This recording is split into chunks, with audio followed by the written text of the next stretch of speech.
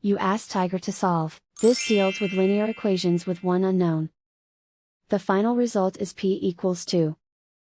Let's solve it step by step. Simplify the expression. Group like terms. Simplify the arithmetic. Group all p terms on the left side of the equation. Subtract 4p from both sides. Group like terms.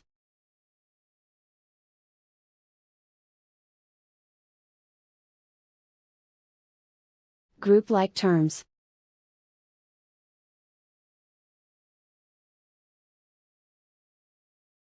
Group all constants on the right side of the equation.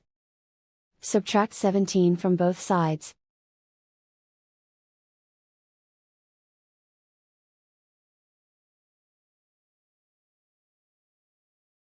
Isolate the p. Divide both sides by -6.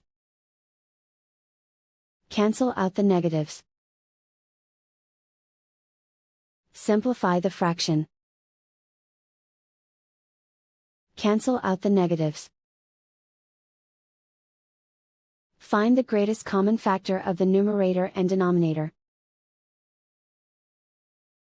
Factor out and cancel the greatest common factor. And so the final result is p equals 2.